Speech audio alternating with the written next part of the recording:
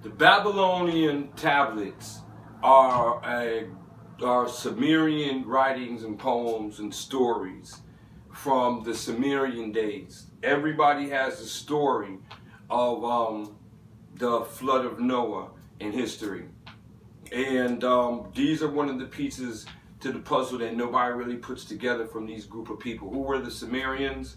The Sumerians were a Hamitic tribe that came from out of the Cushites, the Hamites, and part of Nimrod and all of them that broke off into Babylonia, Iraq, in that little area of Babylonia. This is where we see where every time we went to war in Iraq, the first thing they made sure that they got was them tablets and all them artifacts on it. They didn't care about anything else but that. But who is Gilgamesh? And the story of Gilgamesh, alright, which are in the Babylonian tablets, it tells you a story about a guy in the wilderness in Gilgamesh. Gilgamesh was a great builder. He was one of the 4 kings of the south. That's why we read the 4 kings that you have to relate to and the fallen ones and all this other stuff.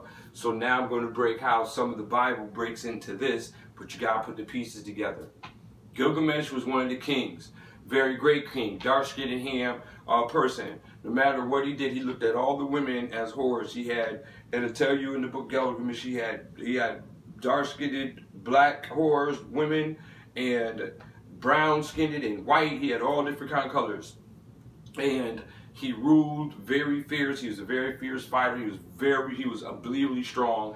And he was one of the sons in the bloodline of the Nephilim fallen ones.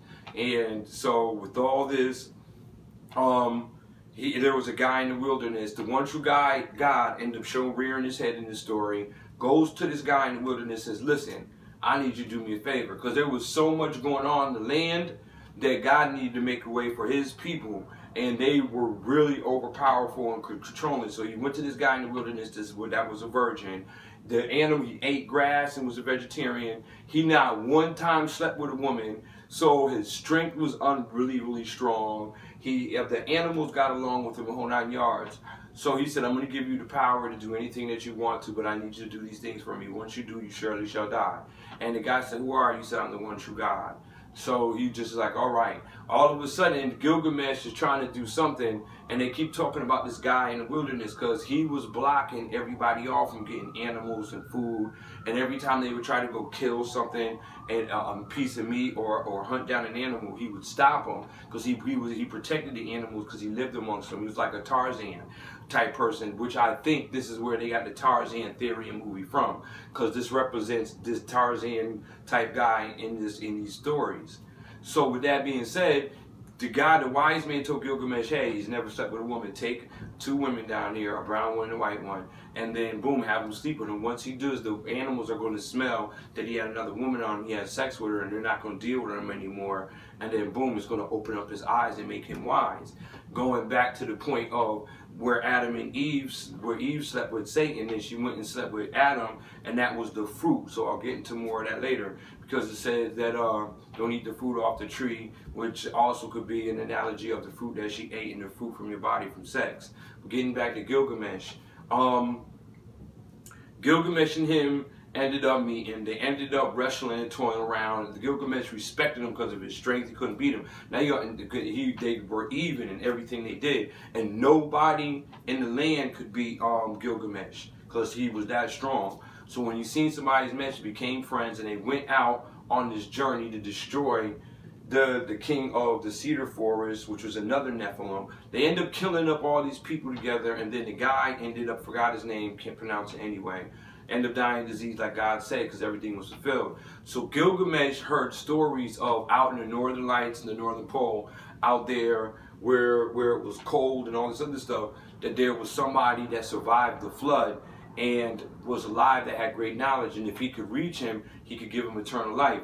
So he took this journey all the way up here to this sacred place up here where we see the northern lights and stuff at, and in the bottom where in this cave or whatever, there's this guy living, and it was nice, flush, it gives you a description of it, and he asked the guy, how do I live? So the guy lied to him a couple of times to tell him this big story about if he didn't eat and he didn't do this for a certain amount of days, you know what I'm saying, then he'll be granted eternal life. So then, to make a long story short, Gilgamesh ended up meeting the guy that was blessed with eternal life. He said, how did you get blessed with a long life? But what he did, the guy lied to him and said that the Nephilim, which they called their people, had gave it to him for doing whatever. But the truth of it is, this same guy was the guy that, if you read Abraham, when Abraham and them were going against the 4 kings at the time, there was one guy who told him where his son Lot and them were, where his son and them were, and he went and he saved his son from Sodom and Gomorrah. God said, since you did that, I will give you long-lasting life. That was that guy that had survived, did all this stuff or whatever. So it sort of matches in. Then that's when they went, the king of the Melchizedek, the high priest of righteousness, and him and Abraham went against the 4 kings that back then. That was all mixed in sort of with that. All right, because of that one guy. But he told Gilgamesh something else. So Gilgamesh ended up learning and dying, you know, finding out that, you know, there is no such thing as long life, and it's all this other stuff, boom, boom, boom, boom. So that's who Gilgamesh was, and that's how the one true God fit in that story, and the whole 9 yards. The Sumerians were a people that one of the people that God hated came from the Nimrod side. So the reason why I brought that up, because some of these tablets and these stories that we read tie into the history of how the Hebrew and the Israelites got to where they were going. Who are the Samaritans? The Samaritans are not the Sumerians, so we get that clear. The Samaritans are what you read in the New Testament and some of the Old, where they were a mixed race people. They were half Hebrew and probably half Grecian. All right, the mothers of back then, the Hebrew women used to mess with the Grecians and mix them with their culture and be Hellenistic Jews on them. That was them. Those were the Samaritans. Okay, so now that we have all that clear.